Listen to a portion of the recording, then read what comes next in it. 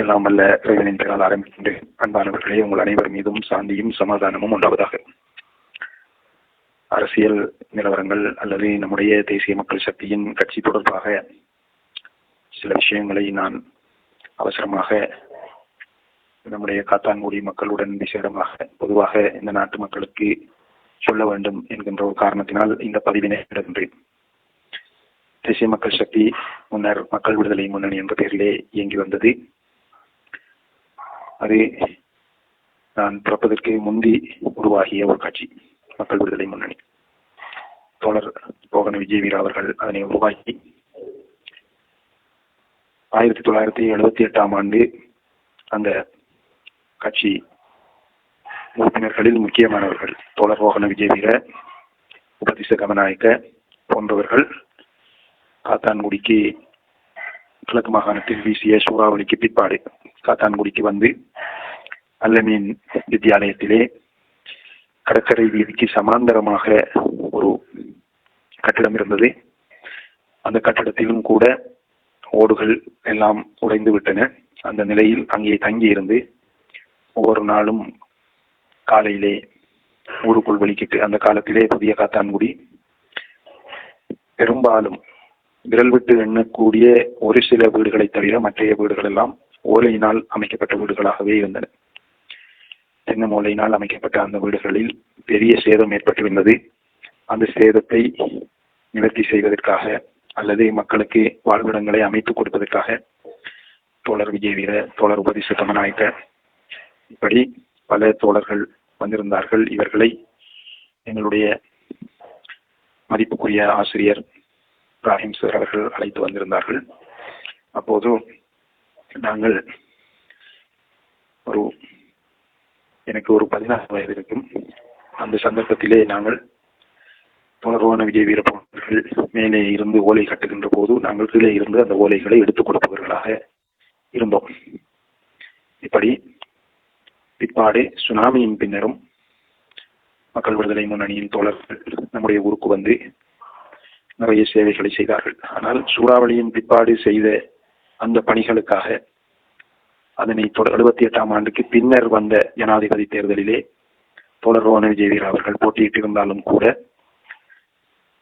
இந்த ஊர் மக்கள் ஒரு சிலரை தவிர மற்ற வெறும் ஒரு நன்றிக்கடனுக்காக வேணும் தோழர் விஜயவீர அவர்களுக்கு வாக்களிக்கவில்லை என்பது ஒரு வேதனையான விஷயம்.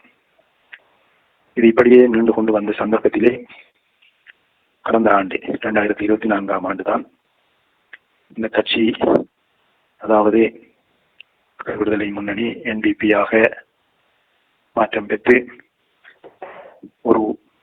இந்த நாட்டில் ஆட்சியை அமைக்கக்கூடிய ஒரு சக்தியாக முன்வந்தது.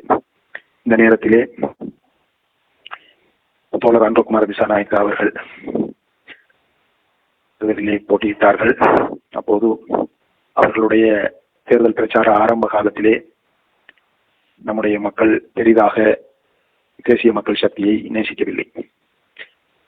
பின்னர் கிழக்கு மாகாணத்தை தவிர ஏனைய இடங்களில் எல்லாம் மக்கள் எழுச்சியை பார்த்து அந்த அலையிலே எங்களுடைய ஊர் மக்களும் இணைந்து கொண்டார்கள். இங்கே உள்ளூர் அரசியல்வாதி பல பொய்களை கூறிய போதிலும் அவற்றை எல்லாம் பொருட்படுத்தாது பெரும்பாலான மக்கள் தோழர் அன்பகுமார் திசாநாயக்கா அவர்களுக்கு வாக்களித்தார்கள்.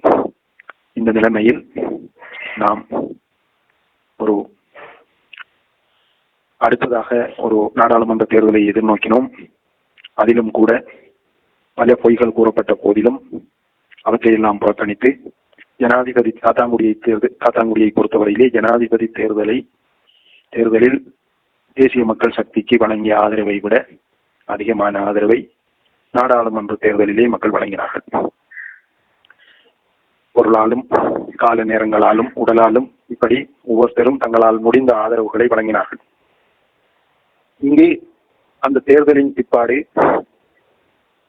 அந்த தேர்தலிலே சிரமப்பட்டவர்கள், கஷ்டப்பட்டவர்களுக்காக நன்றி தெரிவிக்கவில்லை என்ற ஒரு விஷயம் பரவலாக பேசப்பட்டது. ஒரு விடயத்தை நாம் உணர்ந்து கொள்ள வேண்டும். நம்முடைய உள்வீட்டு திருமணம் ஒன்று நடைபெறுகின்ற போது நாம் நம்முடைய பொருளாதாரத்தாலும் உடலாலும் சிந்தனையாலும் கால நேரத்தாலும் செய்கின்ற செயற்பாடுகளுக்கு, வேலைகளுக்கு அந்த திருமணம் முடிந்ததன் பின் அந்த குடும்ப தலைவர் அந்த குடும்பத்திலே உள்ள உறுப்பினர்களை அழைத்து நன்றி தெரிவிப்பது என்பது ஒன்று கிடையாது. ஏனெனில் நம்முடைய உள்வீட்டு திருமணத்திலே செயல்பட வேண்டியது அந்த வீட்டிலே இருக்கின்ற அல்லது அந்த குடும்பத்தைச் சேர்ந்த அனைவருடையதும் கடமை.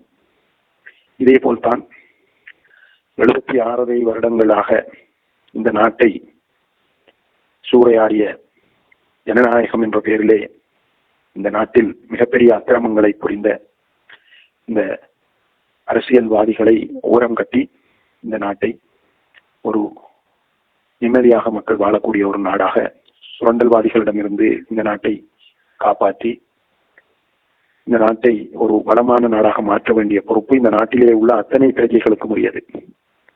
எனவே ஜனாதிபதி தேர்தலிலும் நாடாளுமன்ற தேர்தலிலும் காத்தான்குடி மக்களும் தங்களால் முடிந்த அளவு பங்களிப்பினை இந்த கட்சியின் தேசிய மக்கள் சக்தியின் வெற்றிக்காக வழங்கி இருக்கின்றார்கள். எனவே அவ்வாறு வழங்கப்பட்ட அந்த பங்களிப்புகள் தான் இன்று இந்த நாட்டிலே ஒரு சிறப்பான ஒரு நிலைமையை ஏற்படுத்தி இருக்கின்றது. சஜித் பிரேமதாச கூறுகிறார், வறுமை கோட்டின் கீழ் உள்ள மக்கள் இந்த நாட்டிலே 1/3 இருக்கின்றார்கள். இப்படி இருக்கும்போது அனுரகுமார திசாநாயக்க அவர்கள் எதனை சாதித்து விட்டார் என்று கேட்கின்றார். உண்மையில் தோழர் அனுரகுமார திசாநாயக்க அவர்கள் ஆட்சிக்கு வரும்போது வறுமை கோட்டின் கீழ் உள்ள மக்கள் 2/3 இருந்தார்கள். இப்போது 1/3 மாறியிருக்கின்றது என்ற தரவை கூட சிந்திக்க முடியாத நிலைமையிலே இந்த எதிர்கட்சிக்காரர்கள் அல்லது ஜனநாயக விரோதிகள் அல்லது இந்த தேசத்தை அழிப்பதற்காக ஒன்றுபட்டிருக்கின்ற துரோகிகள் இவர்கள் இவ்வாறான விடயங்களை சொல்லிக் கொண்டிருக்கின்றார்கள். தோழர் அனுரகுமார திசாநாயக்க அவர்களை பொய் கூறுபவராக சித்தரிக்கின்றார்கள். 76 வருடங்கள் வளர்ந்துவிட்ட ஒரு நாட்டை துப்புரவு செய்து இந்த நாட்டை நாடாக மாற்றுவதற்கு 6 மாதம் போதுமானதா என்பதை கூட இவர்களுக்கு சிந்திக்க முடியாத ஒரு நிலைமையில் தான் இவர்கள் இருக்கின்றார்கள். இதற்கிடையில் உண்மையில் சிறப்பாக இந்த கட்சியின் வெற்றிக்காக செயற்பட்ட நம்முடைய தோழர்கள், நண்பர்கள் சிலர் இந்த கட்சி எதையும் சாதிக்கவில்லை அல்லது இந்த கட்சி தன்னுடைய செயற்பாடுகளை சரியாக செய்யவில்லை என்று இந்த சுத்துமாத்துக்காரர்களின் கதைக்கு பின்னால் சென்று இந்த கட்சியை விட்டு சற்று தூரமாகி இருப்பார்கள். ஆனால் அவ்வாறான தோழர்கள் மீண்டும் இந்த நாட்டை வளப்படுத்துவதற்காக, இந்த ஊரை நம்முடைய வருங்கால சந்ததிகள் வாழக்கூடிய ஊராக மாற்ற வேண்டும் என்பதற்காக தேசிய மக்கள் சக்தியுடன் இணைந்து கொள்ள வேண்டும் என்று நான் அழைப்பு விடுக்கின்றேன். அவ்வாறான அழைப்பை விடுப்பதற்குரிய சகல தகுதியும் எனக்கு இருக்கின்றது என்று நான் நினைக்கின்றேன். அதாவது தற்போது இந்த கட்சியில் செயற்பட்டுக் கொண்டிருக்கின்றவர்களில் நான் மூத்தவன், வயதில் அல்ல, இந்த கட்சியில் இணைந்து கொண்டவன் என்ற அடிப்படையிலே நான் மூத்தவன் என்று நினைக்கின்றேன். அத்தோடு என்னை விட வயதில் மூத்த சகோதரர்களும் இருக்கின்றார்கள். நாங்கள் எல்லாம் இந்த கட்சியை எங்களுடைய தனிப்பட்ட தேவைக்கு பயன்படுத்திக் கொள்ளாமல் இந்த நாட்டின் வளர்ச்சிக்காக, இந்த ஊரின் வளர்ச்சிக்காக பயன்படுத்த வேண்டும். தற்போது இந்த ஊரிலே தேசிய மக்கள் சக்திக்கு எதிராக பிரச்சாரம் செய்பவர்களின் கடந்த காலங்களை நீங்கள் திரும்பி பார்க்க வேண்டும். அவர்கள் கடந்த காலங்களிலே செய்த ஊழல்களை நினைத்து பார்க்க வேண்டும். அவர்களுடைய செயற்பாடுகளை பற்றி பேசுவதால் நமக்கு எந்த பலனும் கிடைக்கப் போவதில்லை. ஆனால் அவர்கள் எங்களுடைய மக்களை இன்னும் குழப்பிக் கொண்டிருக்கின்றார்கள். ஆளும் கட்சி ஆட்சிக்கு வந்தால் கூட எதையும் சாதிக்க முடியாது என்று காத்தான்குடி நகர சபையை இதுவரையில் நாசமாக்கியவர்கள், காத்தான்குடியின் நகரத்துக்கென்று நடந்த அபிவிருத்திகளை எல்லாம் வெளிப்படையாகவே வேப்பமிட்டவர்கள். அன்பான தோழர்களே, சகோதர சகோதரிகளே, உங்களிடம் நான் வினயமாக கேட்கின்ற விடயம் என்னவென்று சொன்னால், இன்று மாலை 6:30 காத்தான்குடி அல்லமீன் வித்தியாலயத்திற்கு அருகில், கடற்கரை வீதியிலே அல்லமீன் வித்தியாலயத்திற்கு அருகிலே தேசிய மக்கள் சக்தியின் தேர்தல் பிரச்சார கூட்டம் நடைபெற இருக்கின்றது. இதில் எங்களுடைய நீண்டகால தோழர் அமைச்சர் சுனில் ஹந்துன்னதி அவர்கள் கலந்து கொள்ள இருக்கின்றார்கள். விளக்கம் போதாமல் இருப்பவர்கள் அல்லது துரோகிகளால் குழப்பப்பட்டிருப்பவர்கள் இந்த கூட்டத்திலே கலந்து கொண்டு மேலதிக விளக்கங்களை பெற வேண்டும்.